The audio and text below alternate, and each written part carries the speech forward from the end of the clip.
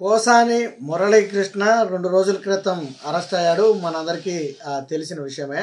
అయితే పోసాని అరెస్టుని వైసీపీ తనకు అనుకూలంగా మలుచుకోవాలని చూసింది. ఏదో నారా లోకేష్ రెడ్ బుక్ రాజ్యాంగం నడుపుతున్నాడు, కేవలం కక్షగట్టి అందరినీ అరెస్టు చేస్తున్నారు, ఇలాగా ఏదో రకరకాల కారణాలతో దాన్ని వీళ్ళకు అనుకూలంగా మలుచుకోవాలనుకున్నారు. కానీ వాస్తవం ఏంటంటే పోసాని నిన్న పోలీసుల విచారణలో కొన్ని సంచలన విషయాలు అయితే ఒప్పుకోవడం జరిగింది.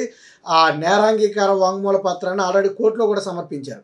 సో ఏమని ఒప్పుకున్నాడు అంటే, నేను మాట్లాడిన బూతుల స్క్రిప్టు సజ్జల రామకృష్ణారెడ్డి ఇచ్చినదే. సజ్జల రామకృష్ణారెడ్డి ఇచ్చినటువంటి బూతుల స్క్రిప్టును నేను మాట్లాడితే సోషల్ మీడియా ఇన్ఛార్జిగా ఉన్నటువంటి ఆయన కుమారుడు సజ్జల భార్గవ్ రెడ్డి వైరల్ చేసేవాడు.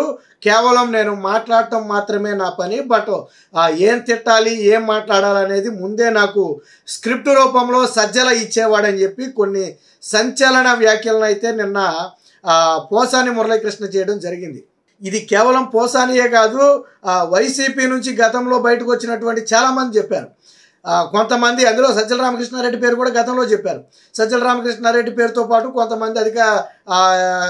కొంతమంది వైసీపీకి చెందిన జగన్మోహన్ రెడ్డికి అత్యంత సన్నిహితులుగా ఉండి సలహాదారుల పదవిలో ఉన్నటువంటి కొంతమంది కూడా ఈ బూతుల స్క్రిప్ట్ రెడీ చేసి ఇస్తే మేము పార్టీ ఆఫీసులో కూర్చుని మాట్లాడేవాళ్ళం. ఏం మాట్లాడాలో మాకు ముందే డైరెక్షన్ ఉండేది. యాజ్ ఇట్ ఈస్గా పోసగుచ్చినట్టుగా మాట్లాడటమే మా పని అని చెప్పి, ఒకవేళ అలా మాట్లాడను అంటే ఈ విషయం జగన్మోహన్ రెడ్డి దాకా తీసుకువెళ్ళేవాళ్ళని చెప్పి గతంలో కూడా వైసీపీ నుంచి బయటకు వచ్చినటువంటి కొంతమంది నేతలు చెప్పినటువంటి పరిస్థితి.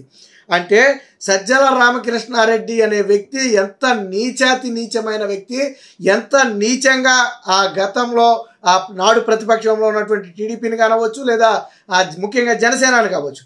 సో ఈ రెండింటికి చెందినటువంటి నేతల్ని ఎంత నీచంగా అవమానించాడు అనడానికి ఇదే ఒక ఉదాహరణ. ఇప్పుడు వైసీపీ వాళ్ళు కూడా కక్కలాగా మింగలాగా అయింది వాళ్ళ పరిస్థితి. నిన్న మొన్నటి వరకు సరే కూటమి ప్రభుత్వం విమర్శలు చేస్తే ఎన్నైనా చెప్తారు, ఎన్ని కుట్రలో కుతంత్రాలు, వైసీపీలో ఎవరో అలా మాట్లాడమని చెప్పరు అని చెప్పి చాలామంది అనేవాడు. బట్ ఈ నిన్న పోసాని మాట్లాడిన తరువాత పోసాని వాంగ్మూలం ఇచ్చారు డైరెక్ట్గా. ఆ వాంగ్మూలాన్ని రికార్డ్ చేసి నేరాంగీకార వాంగ్మూలాన్ని స్వయంగా కోర్టులో కూడా సమర్పించారు. నిన్న చాలామంది అనుకోవచ్చు పోసానిని భయపెట్టలేదు, బెదిరించలేదు, పోసాని ఉన్నట్టు చెప్పేశాడు. సో వాస్తవాలను వెల్లడించారు. ఇందులో పోసాని తప్పు ఉందా అంటే సరే అదంతా తర్వాత విషయం. వాళ్ళు మాట్లాడమన్నారు కాబట్టి నేను మాట్లాడాను అంటే మాట్లాడటం కూడా తప్పే ఒక రకంగా. పోసాని తప్పులేదని ఎవరన్నారు. బట్ వెనకమాల ఉన్నటువంటి కథ, స్క్రీన్ ప్లే, ఈ దర్శకత్వం ఇవన్నీ కూడా ఎవరయ్యా అంటే సజ్జల రామకృష్ణారెడ్డివి. సో దీన్ని పబ్లిసిటీ ఎవరు చూసుకునేవాళ్ళు అంటే ఆయన కొడుకు సజ్జల భార్గవ్ రెడ్డి చూసుకునేవాడు. సో ఎప్పుడైతే నిన్న పోసాని మురళీకృష్ణ ఈ విషయాలను బయట పెట్టాడో వైసీపీలో ఒక్కసారిగా ఉలిక్కిపాటు అయితే మొదలైంది. సో దీనికి సంబంధించి నిన్న స్వయంగా ఆయన మాటలోనే ఏం చెప్పాడు చూడండి. ఆ బూతుల స్క్రిప్టు సజ్జలదే, ఆయన చెప్పినట్టే ప్రెస్ మీట్లో రెచ్చగొట్టే వ్యాఖ్యలు చేశా. భార్గవ్ రెడ్డి ఆ వీడియోను వైరల్ చేశాడు. వైకాపాతో కుమ్మక్కై కులచిచ్చు పెట్టేలా కుట్రపూర్తి వ్యాఖ్యలు, నేరాన్ని అంగీకరించిన పోసాని, నేరాంగీకార పత్రం కోర్టులో సమర్పించిన పోలీసులు అని చెప్పి. సో చాలా స్పష్టంగా ఇక్కడ సజ్జల రామకృష్ణారెడ్డి ఇంటెన్షన్ వేరే ఉంది. సో ఈ కమ్మ సామాజిక వర్గానికి చెందినటువంటి వ్యక్తులతో తిట్టించడం, లేదా అటు పవన్ కళ్యాణ్ వచ్చేటప్పటికి కాపు సామాజిక వర్గం వారితో తిట్టించడం. సో ఒక రకంగా ఏంటంటే కులాల మధ్య కుంపట్లు పెట్టే విధంగా, కులాల మధ్య చిచ్చులు పెట్టే విధంగా, అదే కులాలను ఉపయోగించుకుని వాళ్ళు లబ్ధి పొందే విధంగా ఆడినటువంటి డ్రామా ఇది. ఈ డ్రామాలో ప్రధానంగా సజ్జల రామకృష్ణారెడ్డి కీ పర్సన్గా ఉన్నాడు. సో ఆయన చెప్పినట్టు కేవలం పోసాని మురళే కాదు, చాలామంది వైసీపీ నేతలు సజ్జల రామకృష్ణారెడ్డి ఇచ్చిన బూతుల స్క్రిప్ట్ మాట్లాడారు. ఈ రోజుతో పోలేదు ఇది. రేపొద్దున బయటకు వస్తే మరి కొంతమంది చెప్తారు ఎల్లకాలంలో వైసీపీ పార్టీలోనే ఉండరు. సో బయటకు వచ్చి ఆల్రెడీ కొంతమంది చెప్పారు. ఇప్పుడు రేపొద్దున బయటకు వచ్చిన తర్వాత కూడా సజ్జల రామకృష్ణారెడ్డి బ్రతికేంటి అనేది చాలామంది చెప్తారు.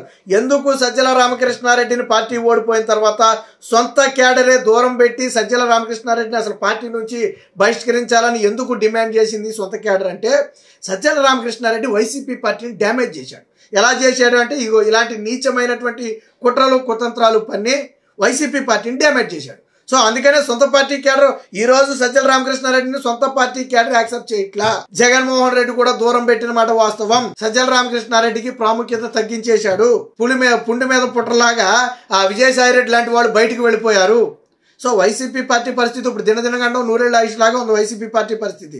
సరే, ఆ పార్టీలో ఉన్న వాళ్ళందరికీ ఈ విషయం తెలుసు అనుకోండి. వైకాపా నేత రాష్ట్ర ప్రభుత్వ మాజీ సలహాదారుడు సజ్జల రామకృష్ణారెడ్డి ఇచ్చిన స్క్రిప్ట్ ప్రకారమే ప్రెస్ మీట్లు, ప్రసంగాలలో తాను అసభ్య దూషణలు, రెచ్చగొట్టేలా వివాదాస్పద వ్యాఖ్యలు చేశాను అని సినీ నటుడు వైకాపా నాయకుడు పోసాని కృష్ణ మురళి అంగీకరించినట్టుగా తెలిసింది. Vaikapa social media convener Sajjala Bhargava Reddy ఆ వీడియోలను సామాజిక మాధ్యమాల్లో వైరల్ చేసేవారని చెప్పారు. కులాల మధ్య చిచ్చు పెట్టి తద్వారా వైకాపాకు లబ్ధి కలిగించాలనే కుట్రతో వారితో కుమ్మక్కై ప్రెస్ మీట్లలో ఈ వ్యాఖ్యలు చేశానని వివరించారు. అన్నమయ్య జిల్లా ఓబులవారిపల్లి పోలీస్ స్టేషన్లో నమోదైన కేసులో అరెస్ట్ అయిన పోసానిని పోలీసుల ఎదుట నేరాన్ని అంగీకరిస్తూ నేరాంగీకార పత్రంపై కూడా సంతకం చేశారు. వాస్తవానికి తాను చెప్పిన మాటలను పోలీసులు రికార్డ్ చేసి రిటర్న్గా కూడా టైప్ చేస్తే దాని మీద పోసాని మురళీకృష్ణ సంతకం కూడా పెట్టాడు. అంటే అవన్నీ తాను చెప్పిన మాటలేనని అంగీకరిస్తూ ఒక సంతకం కూడా పెట్టాడు. అంటే పోలీసుల ముందు స్పష్టంగా ఒప్పుకున్నాడు. సజ్జల భార్గవ రెడ్డి కులాల మధ్య కుంపట్లు పెట్టాలి అనే ప్రయత్నం చేశాడు సజ్జల రామకృష్ణారెడ్డి, సజ్జల భార్గవ రెడ్డి ఇద్దరు కూడా. సో వాళ్ళు ఇచ్చిన స్క్రిప్టులో భాగంగానే నేను మాట్లాడాను. సో అది మూవీ ఈవెంట్ కావచ్చు, పొలిటికల్ ఈవెంట్ కావచ్చు, పోసాని మురళీకృష్ణ ఎక్కడ మాట్లాడినా వివాదాస్పద వ్యాఖ్యలే చేసేవాడు. సో దీని అంతటికీ కారణం ఎవరయ్యా అంటే సజ్జల భార్గవ రెడ్డి, మరి ఇప్పుడు సజ్జల రామకృష్ణారెడ్డి. సో మరి వీరిరువురి మీద కూడా కేసులు నమోదు చేయాలి. సరే, ఆల్రెడీ కేసులు ఇవ్వంటే పలు రకాల కేసులు ఉన్నాయి అనుకోండి. ఇప్పుడు మురళి ఏదైతే పోసాని మురళి చెప్పినటువంటి ఈ వ్యాఖ్యలు ఉన్నాయో సజ్జల రామకృష్ణారెడ్డి చెబితేనే మేము మాట్లాడాము, ఆయన ఆధ్వర్యంలోనే రెచ్చగొట్టే వివాదాస్పద వ్యాఖ్యలతో పాటు రెచ్చగొట్టే వ్యాఖ్యలు చేసి రాష్ట్రంలో శాంతి భద్రతలకు విఘాతం కలిగించే ప్రయత్నం చేశామని ఏదైతే ఇప్పుడు పోసాని ఒప్పుకున్నాడు, సుమోటోగా సజ్జల రామకృష్ణారెడ్డి మీద కూడా కేసు నమోదు చేయాలి. వీళ్ళు ఎంత నీచులంటే రాజకీయాల్లో సాధారణంగా గెలవటం కోసమో లేదా రాజకీయాల్లో నిలబడటం కోసమో రకరకాల ఎత్తులు పై ఎత్తులు మనం చూస్తాం.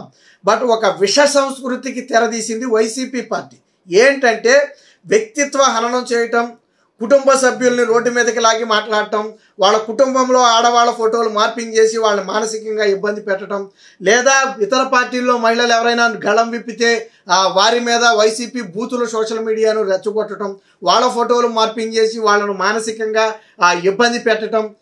అంటే బూతులు అంటే ఒక రకంగా ఏంటంటే ఎందుకంటే జగన్మోహన్ రెడ్డి సోదరి షర్మిల మీద, తల్లి విజయమ్మ మీద వైసీపీ సోషల్ మీడియా కార్యకర్తలు ఎంత నీచమైన పోస్టులు పెట్టారు. మరి వీటి వెనక సజ్జల రామకృష్ణారెడ్డి, సజ్జల భార్గవ రెడ్డి పాత్ర లేదా?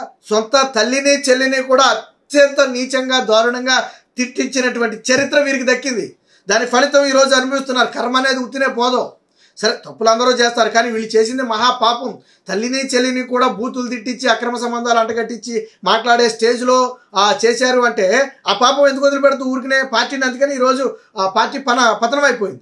ఏది ఏమైనా మొత్తంగా నిన్న పోసాని మాటలతో సజ్జల రామకృష్ణారెడ్డి నీచమైన బ్రతుకు మరొకసారి బయటపడింది.